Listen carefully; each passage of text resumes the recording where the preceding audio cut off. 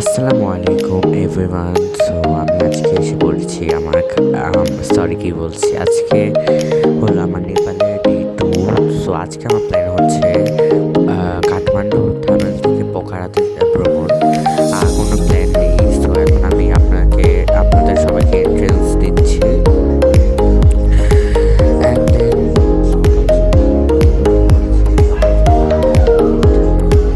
এখন দেখতেই পাচ্ছেন আপনারা কয়টা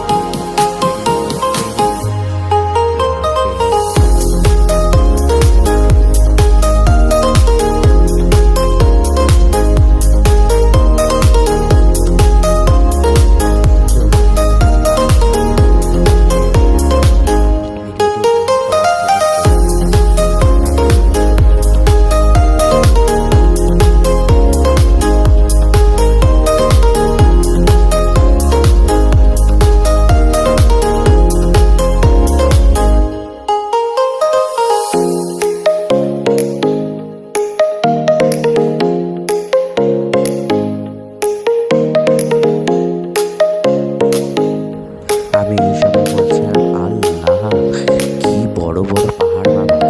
ও আপনাদের আরেকটা কথা বলি, আর কি যারা পাহাড় প্রেমী না মানে আপনাদেরকে পাহাড় প্রেমী হতে বাধ্য করবে বাধ্য বুঝতেছে।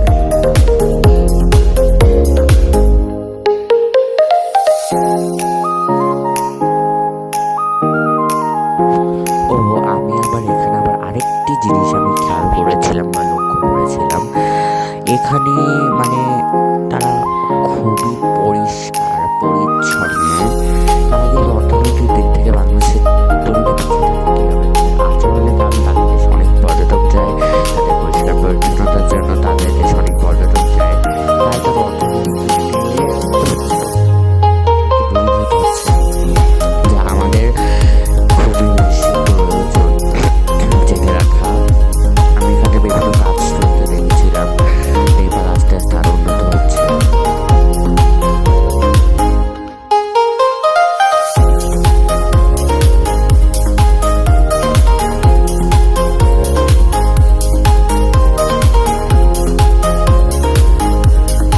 এই দেশে হিন্দু আর বৌদ্ধ সংখ্যা সবচেয়ে বেশি, মুসলমান আছে 13% এবং খ্রিস্টান 1%। এই যে আমি এখন বাথরুম ব্রেক নিয়ে নিলাম, একটু ওয়াশরুমে গেলাম, খেয়ে দিয়ে নিলাম গ্যান্ডারের জুস, কারণ আমি তো রোজা ভেঙে ফেলেছি। এখানে গ্যান্ডারের জুসটা খুবই মজা, বাংলাদেশটা আমি খাইনি আন্দাজে বলছি, যে বাংলাদেশের থেকে কীরকম সেটা আমি জানি না।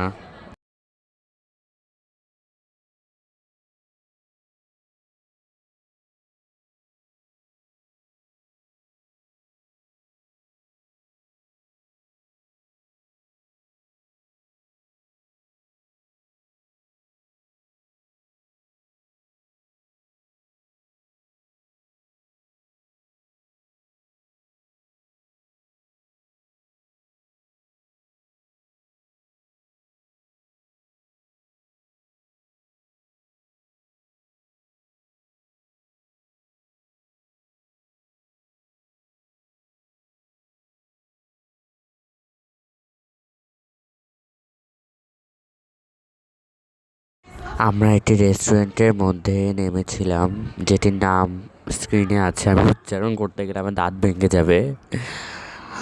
সো ওটির মধ্যে একটি চা খেয়েছিলাম, এত মজা মশালাটি, আপনারা গেলে বললেই হবে মশালাটি দিয়ে। তো খেলাম, ফরেনার দেখলাম অনেক নিংটু ড্রেস পরা।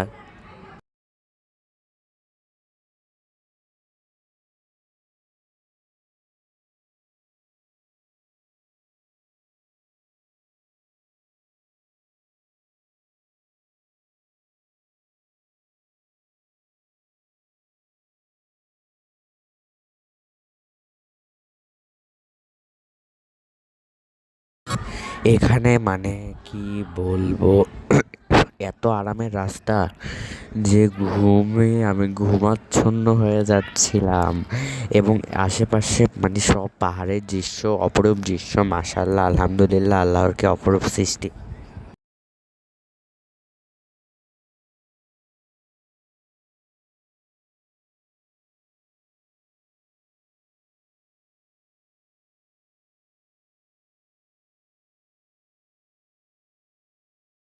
আমি সবার জানার অধিকারে বলে দেই যে এই দেশের মধ্যে কিন্তু হিমালয়া পর্বত অবস্থিত। জি হ্যাঁ, এখানে পৃথিবীর সবচেয়ে বড় মাউন্ট এভারেস্ট পর্বত অবস্থিত, যা একেবারে পৃথিবীর সব দেশের পাহাড়কে হার মানিয়েছে। এখন আপনারা গাড়ির পেছনের দৃশ্য দেখে নিন।